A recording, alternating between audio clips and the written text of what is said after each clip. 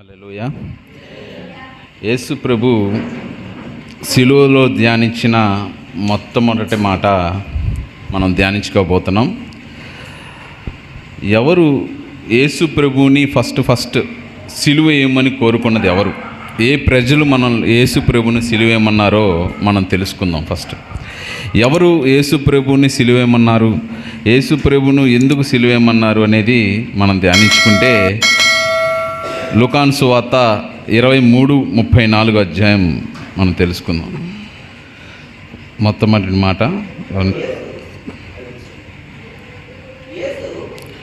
యేసు తండ్రి వీరేమి చేయుచున్నారో వీరు ఎరుగను కనుక వీరిని క్షమించమని చెప్పెను.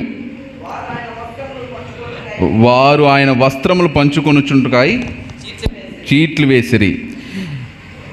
యేసు ప్రభు మొదటి మాట మనకి సిలువమైన యేసు తండ్రి వీరేమి చేయుచున్నారో వీరు ఎరుగను కనుక వీరిని క్షమించండి అని దేవుడు కోరుతున్నాడు. అంటే మొట్టమొదటగా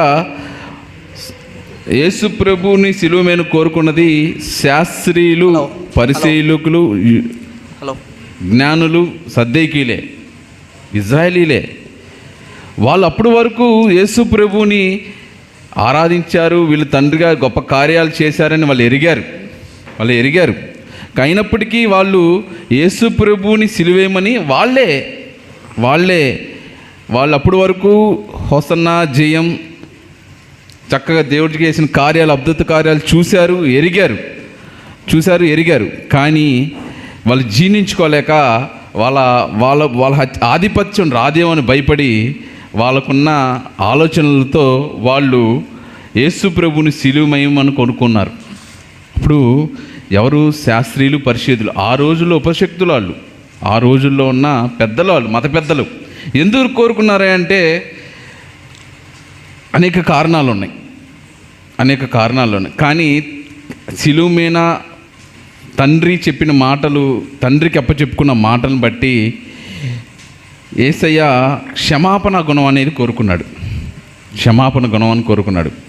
మనం ఈ లోకంలో మనం చూసుకుంటూ ఉంటే ఎంతోమంది మనల్ని దూషిస్తూ ఉంటారు, ఎంతోమంది బాధ పెడతా ఉంటారు. మనం ఎంతోమంది మనం బాధపడతాం. వాళ్ళకి మంచి చేయాలని కోరుకుంటాం, ఎంతోమంది మంచి చేయాలని కోరుకుంటాం. ఏం చేసినా సరే వాళ్ళని చివరికి మనల్ని నిందితులుగా చూస్తారు. ఇరుగు పొరుగులు గొడవలు అవుతూ ఉంటాయి. మనం మంచి చేస్తాం, వాళ్ళకి మంచి కోరుకుంటాం. తల్లిదండ్రులు అవ్వచ్చు, రక్త సంబంధాలు అవ్వచ్చు, వాళ్ళకి మనం మంచి చేస్తున్నాం. భార్యాభర్తలు కావచ్చు, అందరికి మంచి చేస్తున్నాం. ఒక్కొక్క సందర్భంలో వాళ్ళకి మనం చూసినప్పుడు వాళ్ళు మనల్ని బాధ పెట్టే విషయాలు చేస్తారు, బాధ పెడతారు, భయంకరమైన నిందితులుగా నుంచోబెడతారు, అవమానకరంగా నుంచుంటాం మనం. అయినప్పటికీ మనం ఏం చేయలేని పరిస్థితుల్లో ఉంటాం. వాళ్ళని ద్వేషించకూడదు. అప్పుడు యేసు ప్రభు ఎటువైతే గుణంలో ఉన్నాడో, యేసు ప్రభు యేసయ్య ఎంతవైతే గుణంలో మనం ఉన్నారో అటువంటి మనసును మనం ఎరగాల. ఇక్కడ యేసయ్య చెప్పింది ఏంటంటే, తండ్రి వీరేమి చేయుచున్నారో వీరు ఎరుగరు కనుక వీరికి క్షమించండి అంటున్నాడు.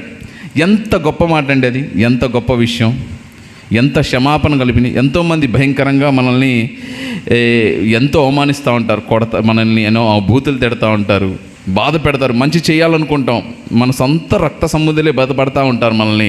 అయినప్పటికీ మనల్ని వాళ్ళు చాలా బాధ పెడుతున్నప్పుడు ఏమి చేయలేని పరిస్థితిలో ఉంటాం. అప్పుడు యేసు ప్రభువుని స్వతంత్రించుకున్నట్టుగా మనం నడుచుకొని వాళ్ళని హేళనలాడకుండా, గొడవాడకుండా, మనం బూతులు తిట్టకుండా, ఏమి ఇబ్బంది పెట్టకుండా క్షమాపణ గుణం అనేది మనం కూడా తెలుసుకోవాలి, క్షమించాలి. మనసులో ఒకటి పెట్టుకొని బాధాకరమైన మాటలు మనం మాట్లాడకూడదు. మనం కూడా మనసులో ఒకటి పెట్టుకొని చింతపడతా, మనసులో ఒకటి పెట్టుకొని విహేళనగా మాట్లాడకూడదు. క్షమాపణ గుణం, యేసు ప్రభు ఏవైతే ఆ గుణంతో ఉన్నాడో మనం కూడా అటువంటి క్షమాపణ గుణం అనేది మనం కలుగాలి. అటువంటి గుణం కలిగినప్పుడే మనం ఈ యేసు ప్రభుని నిత్యరాజ్య వారసులుగా మనం కలగలుగుతాం, సిలువుని స్వతంత్రించుకోగలుగుతాం, సిలువుని హత్తుకోగలుగుతాం. అటువంటి భాగ్యాన్ని మనకు కలగాలి. అంతేగాని ఈ చీటిపడిన మాట్లాడతారే, తల్లిదండ్రులు కొట్టుకుంటూ ఉంటారు, గొడవలు ఆడుకుంటూ ఉంటారు, భార్యాభర్తలు గొడవలు ఆడుకుంటూ ఉంటారు, దూషణమైన చీటిపోటి మాటలు, వీటిని చెప్పుకోలేం, అనేక రకాలుగా ఉంటాయి. మనం మంచి చేయాలన్న ఆలోచనతోనే వాళ్ళకి మంచి చెబుతాం. కానీ వాళ్ళు చేసే పనులను బట్టి మనం వాళ్ళని ద్వేషించకూడదు, హింసించకూడదు, మనం కూడా వ్యతిరేకంగా మాట్లాడకూడదు, అన్యుల వలె మాట్లాడకూడదు. యేసు ప్రభువుని స్వతంత్రించుకునే వాళ్ళలాగా మనం కూడా చక్కగా క్షమించే గుణాన్ని మనం తెరుచుకున్నప్పుడు మనం కూడా నిత్యరాజ్యానికి వారసులుగా అవుతాం. హల్లెలూయా, ఆమేన్, హల్లెలూయా. ఎలా మనం దేవుని స్వతంత్రించుకోగలుగుతామంటే ఎలా ఉండాలి అంటే, యోహాను సువార్త, మత్తయి సువార్త 5:11. 5:11. ఓకే. నా నిమిత్తము జనులు మిమ్మును నిందించి హింసించి మీ మీద అబద్ధముగా చెడ్డ మాటలెల్లా పలుకున్నప్పుడు మీరు ధన్యులు. మరొకసారి చదువుకుందాం. క్షమించాలి, నేను ఫస్ట్ మైక్లో మాట్లాడటం కూడా ఇప్పుడే మొదట, అందుకని మీరు ఏమనుకోవద్దు. 5:11 ఒక్కసారి మరోసారి చదువు. నా నిమిత్తం జనులు మిమ్మల్ని నిందించి హింసించి మీ మీద అబద్ధముగా చెడ్డ మాటలెల్లా పలుకున్నప్పుడు మీరు ధన్యులు. మన మీద ఎంతో మంది నిందలు అవమానాలు చేస్తారు, మనల్ని ఎంతో మంది అవమానాలు, అసహ్యంగా మాట్లాడతారు, దూషణకరంగా మాట్లాడతారు. మనం మంచి చేద్దాం అనుకుంటాం, మనం మంచి చేయాలని అనుకుంటాం, కానీ వాళ్ళ ఆలోచనలు వాళ్ళ సొంత ఆలోచనలు బట్టి వాళ్ళు నిందిస్తూ ఉంటారు, అసహించుకుంటారు. చెప్పేవాళ్ళే కానీ అయ్యా చాలా అవమానకరంగా మాట్లాడతారు. మనకి చాలా అవమానకరంగా ఉంటాయి, ఎన్నో సమస్యలు ఉంటాయి, ఎన్నో బాధలు పడుతూ ఉంటారు. మనం మంచి చేయాలని ఆలోచన ఉంటాయి. దేవుని బట్టి నా నిమిత్తము జనులు మిమ్మల్ని నిందించి హింసించి మీ మీద అబద్ధంగా చెడు మాటలు ఎల్లప్పుడూ మీరు ధన్యులు. దేవుడు చెప్తున్నాడు ఈ మాటలు, ఈ మాట దేవుడే చెప్తున్నాడు. నేను ఫస్ట్ చాలా ప్రయత్నం చేశా. మాకు చిన్న విషయంలో మొన్న మధ్యన ఒక శోధన జరిగింది. మా కుటుంబ సభ్యుల్లోనే ఒక చిన్న శోధన జరిగింది. ఎంత జరిగినా ఎంత చెప్పినా నా మీనే నిందేస్తున్నారు, నా మీనే నిందపడుతుంది. నేను మంచి చెప్తాం అనుకుంటున్నా, మంచి చేయాలనుకున్న ఆలోచనలో ఉన్నా, మంచి చెప్పాలనుకున్నా, అయ్యో యేసయ్యా నా తోటోడు బాధపడుతున్నాడు, నా రక్త సంబంధి నీ బాధపడుతున్నాడు.